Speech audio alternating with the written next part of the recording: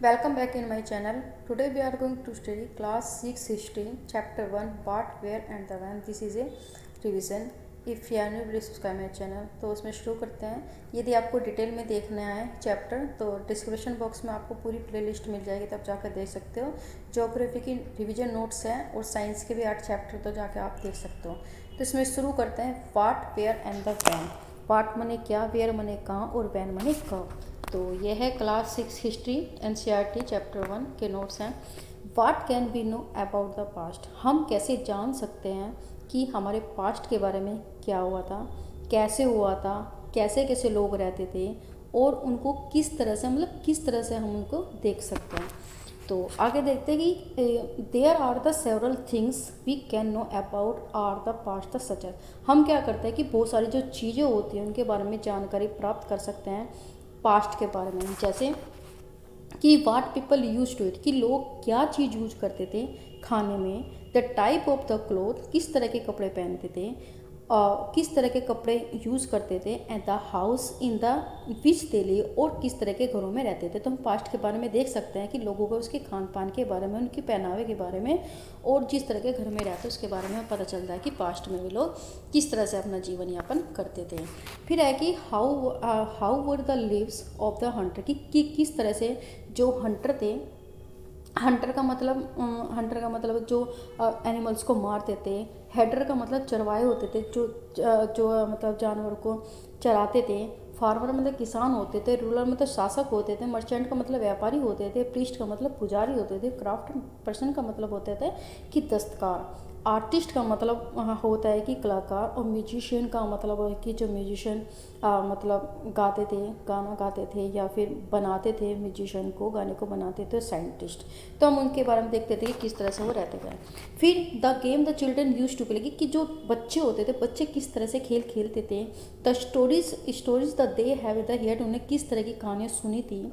And the song they are sang, और कौन किस तरह के वो गाने गाए थे. तो इससे हमें सब पता चल जाता है कि हमारी पास्ट में क्या हुआ था.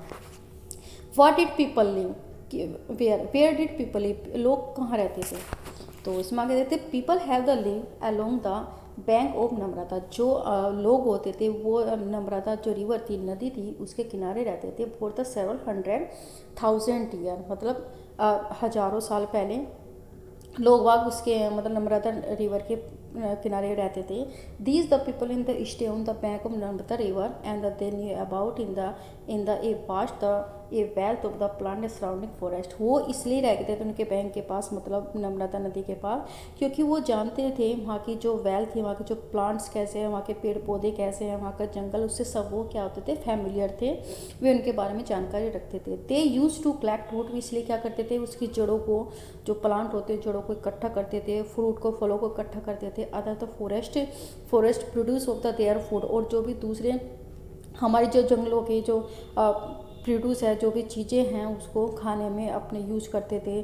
जैसे उसको फूल हो गया या फिर उसका मतलब पत्तियाँ हो गई, किस तरह से मतलब वो खाने में उसको यूज़ कर सकते हैं. Some time the they also the hunted the animal, और कुछ टाइम में क्या होता था कि वे लोग जानवरों को मार कर भी खाते थे. कुछ तो उनकी रिक्वायरमेंट, उनकी जो आवश्यकता होती थी कि फॉरेस्ट के प्लांट वगैरह से, उसके फूड से हो जाती थी, बाकी का वो एनिमल्स को मार कर भी खाते थे.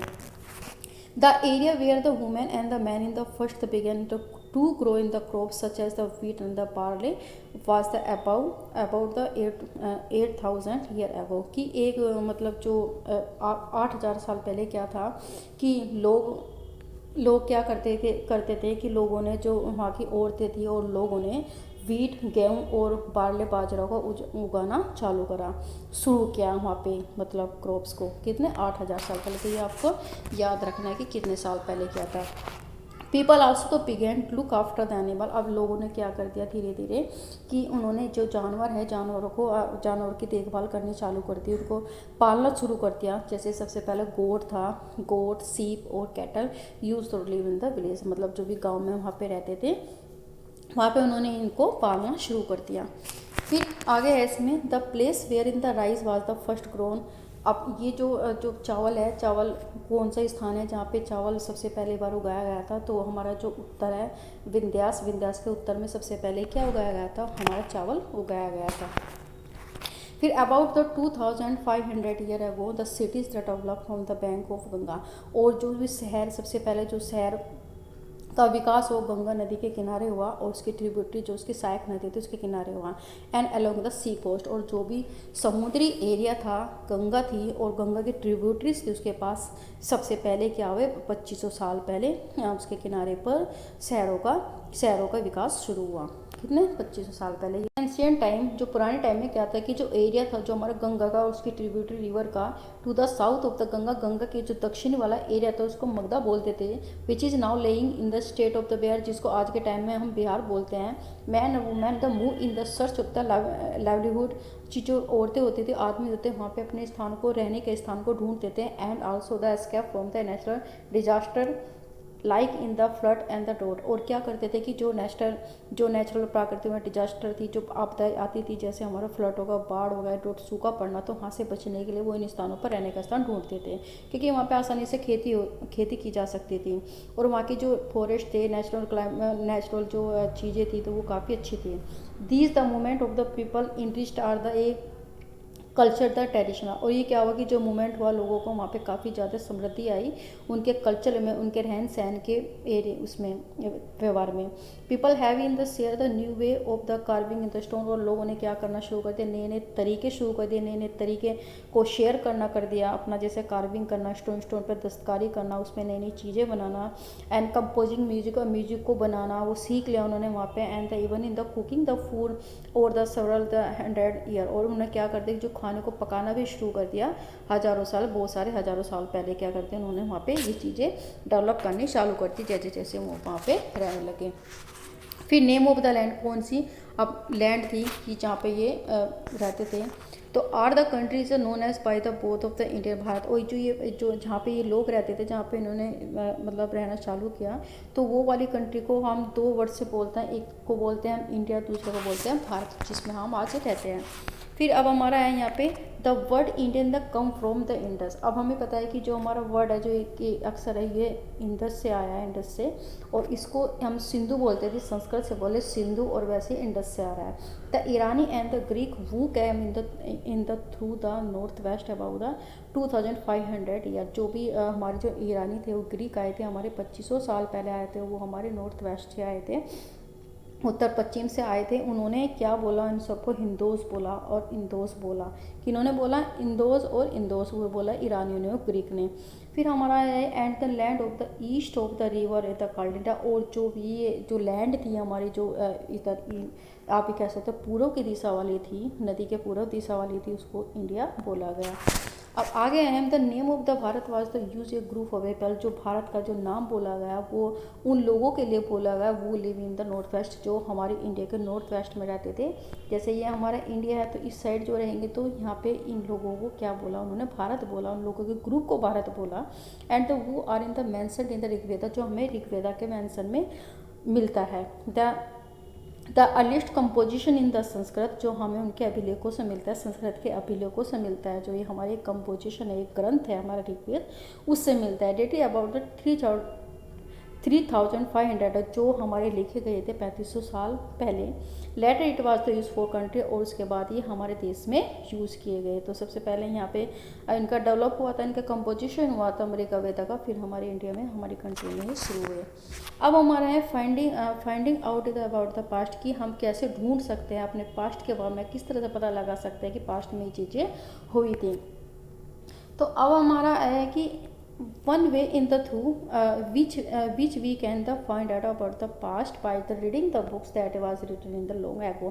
अब हमें ये क्या तरीका है कि हम किस तरह से पता लगा सकते हैं कि पास्ट के बारे में क्या होता है, तो हम क्या कर सकते हैं, बुकों को पढ़कर देख सकते हैं कि जो काफ़ी टाइम पहले लिखी गई थी। These book are in the cult manuscripts, जिसको हम मैन्युस्क्रिप्ट्स बोलते हैं।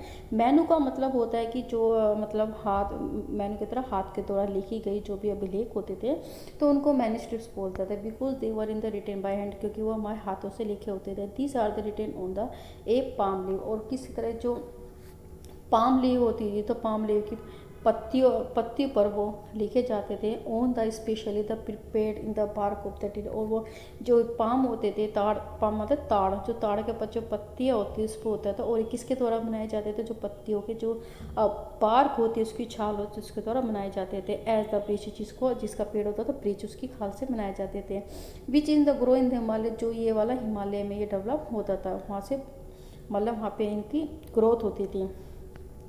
This book in the deal with the all the kind of subject की जो बुक्स होती थी, ये जो मैन्युस्क्रिप्ट्स होती थी, हर सब्जेक्ट से रिलेटेड होती है, सभी तरह के सब्जेक्ट्स पर बनाई होती थी। जैसे रिलीजियस बिलीव्स होता है कि हमारे जो धार्मिक के क्या विचार थे, वहाँ पे उनके विश्वास के बारे में होता था। प्रैक्टिस वहाँ पे किस तरह से वो अपने चीज़ों को परफॉर्म करते थे, किस तरह से अपने धर्म को वो प्रैक्टिस में लाते थे, किस तरह से अपने व्यवहार में लाते थे, तो उसके बारे में। The live of the king, और ये जो मैन्युस्क्रिप्ट्स होती थी, कि जो राजा वहाँ पे किस तरह से रहते थे, मेडिसिन के बारे में, किस तरह की जो मेडिसिन यूज़ करते थे, किस तरह की दवाइयाँ यूज़ करते थे, साइंस के बारे में होते। तो beside there of the epic, बहुत और इसके साथ साथ बड़े एपिक जो हमारे ग्रंथ होते थे, चाहे हमारा महाभारत होगा, ये होगा, तो एपिक के बारे में भी होते थे। And the poem, the play as well, और जो भी वहाँ पे नाटक होते थे या जो खाने होते थे, सबके बारे में ये मैन्युस्क्रिप्ट्स होती थी। अब हमारा आता है इंस्क्रिप्शन। इंस्क्रिप्शन का मतलब होता है अभिलेख, इसको बोलते हैं हम अभिलेख, जो लिखे हुए होते हैं, तो उसको बोलते हैं इंस्क्रिप्शन। अब हमारे आते हैं इंस्क्रिप्शन क्या होता है। तो inscription was the written in the relatively hard the surface such as the stone और the metal in the past. और जो इंस्क्रिप्शन होती थी, अभिलेख होते थे, मोस्टली हमें जो स्टोन पत्थर होते थे, मेटल होती थी, को भी हार्ड चीज़ें होती है, हार्ड सरफेस होता था, हार्ड तल होता था, उस पर लिखे होते थे।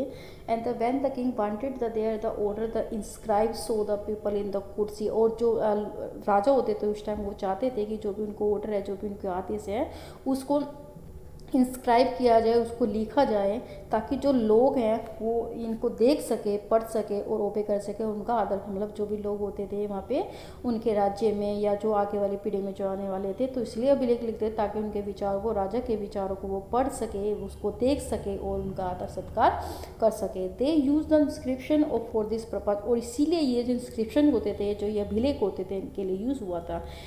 देर are the other the kind of inscription as well, और दूसरी तरह की वहाँ पे अलग अलग तरह की भी इंस्क्रिप्शन लिखी जाती थी। Where the man women the including the king and the queen. ज़्यादातर क्या होता था कि जो अभिलेख होते थे, ज़्यादा उन आदमी औरतों के बारे में होता था, आदमी औरत के बारे में होते थे, उसमें राजा और रानी के बारे में अभिलेख होते थे, कि वही ज़्यादा इंपॉर्टेंस होते थे और वो इन चीज़ों को लिखवाते थे।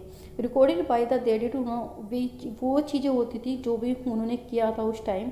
ज़्यादातर क्या होते थे, रिकॉर्ड होते उनके विक्ट्रीज़ के बारे में, बैटल, लड़ाई में, मतलब जो भी बैटल्स होती थी, लड़ाई होती थी, उनकी जो जीत के अभिलेख सबसे ज़्यादा उसमें लिखे होते थे। यही राजा रानी। वैसे जो ऑर्डिनरी पीपल होते थे, उनके बारे में कोई अभिलेख नहीं होते थे, क्योंकि उनके पास जो इतने स्पेयर टाइम नहीं होता था, ताकि वो, क्योंकि उनकी जीविका होती थी कमाने की और खाने की, इससे ज़्यादा उनके पास कोई भी टाइम नहीं होता था, और ना ही भी उनके बारे में हमें कुछ ऐसा कुछ मिलता है। फिर आगे है हमारा आर्कियोलॉजिस्ट। आर्कियोलॉजिस्ट क्या होता है, पुरातत्वविद बोलते हैं जिसको। तो जो मतलब क्या ना मतलब कहते हैं पास्ट के बारे में चीज़ों को खोजते हैं, निकालते हैं। अब इसमें आया है कि an archaeologist is a person, एक आर्कियोलॉजिस्ट एक पर्सन, एक व्यक्ति है, वो study the remain of building, जो भी हमारी जो बिल्डिंग्स बची है, जो अध्ययन किया है उन्होंने, जो पहले से मतलब कुछ बिल्डिंग बच गई, मेड ऑफ द स्टोन की बनी हुई है, पत्थर की बनी हुई है, या आप कह सकते हैं ईंटों की बनी है, पेंटिंग है या स्कल्पचर है, वहाँ पर मूर्तियाँ हैं, तो उसके बारे में जो भी वो खोज निकालते हैं, स्टडी करते हैं, उनके मोस्टली हम आर्कियोलॉजिस्ट बोलते हैं। They also the explore and the excavate of the find the tools. और वो क्या करते हैं, एक्सप्लोर का मतलब तो खोज, कि वो खोज करते थे, या हम बोलते हैं एक्सक्रेवेट। एक्सक्रेवेट का मतलब क्या होता है, खुदाई, मतलब खुदाई करके या खोज करके इन चीज़ों के बारे में निकालते थे, कि जो टूल्स होते थे वहाँ पे मतलब जो भी औजार होते, वेपन्स होते थे, मतलब जो भी हथियार होते थे, पोट के बारे में जो भी उन्हें मिला है, पेन जी चीज़ बारे में, वो मतलब खाना बनाने के लिए काम लेते थे। ऑर्नामेंट्स, जो भी उनकी मतलब ज्वेलरी पहनते थे, राजा महाराजा जो भी ज्वेलरी पहनते उनके बारे में वो खोज करते थे। एंड द कॉइन, और जो भी सिक्के उन्होंने यूज़ किया उसके बारे में। दे आल्सो तो look for the bone of the animal, और ज़्यादा क्या करते थे कि जो एनिमल्स की हड्डियाँ होती थी, या बर्ड्स की हड्डियाँ होती, पक्षियों की हड्डियाँ होती थी, या फिश की होती थी, उसके बारे में भी वो उन हड्डियों से देखते थे कि वे किस तरह का खाना खाते थे कि उसमें पहले पुराने उसमें टाइम में, तो उनके बारे में वो क्या करते थे, अध्ययन करते थे। अब जो क्या है, historical use in the world the source of the refer, जो हिस्टोरिकल है आप कहते हैं हिस्टोरिकल ऐतिहासिक, तो वो भी एक वर्ड यूज़ होता है। ये भी इसका मतलब होता है कि यहाँ से भी हम जो इतिहासकार है उनसे भी हम क्या करते हैं, इन्फॉर्मेशन लेते हैं कि पास्ट में क्या चीज़ें हुई थी। एंड फॉर मैनस्क्रिप्ट, और ये देखो आर्कियोलॉजिस्ट तो क्या थे, खुदाई, वो क्या करेंगे, खुदाई किया, उन्होंने खोज किया, तो आर्कियोलॉजिस्ट होगी पास्ट के बारे में। लेकिन जो हिस्टोरिकल होता है वो भी एक सोर्स होता है ताकि हम वहाँ से भी इन्फॉर्मेशन को ले सकें। वे क्या करते थे, मैन्युस्क्रिप्ट से जो भी अभिलेख उनके बारे में लेते थे, इंस्क्रिप्शन जो खुदाई है उनके बारे में लेते थे। ये आर्कियोलॉजिस्ट थे कि जो भी उन्होंने खोज की थी, खुदाई की थी, उसमें जो भी एविडेंस मारे उसके बारे में अध्ययन करते हैं। Once the source are the form the reading about in the past become the advantage. वो एक बार यदि सब ये चीज़ें हमें मिल जाती है तो हमें क्या हो जाता है कि हमने एक तरह से ये एडवांटेज करे, कोई नई चीज़ खोज निकाली।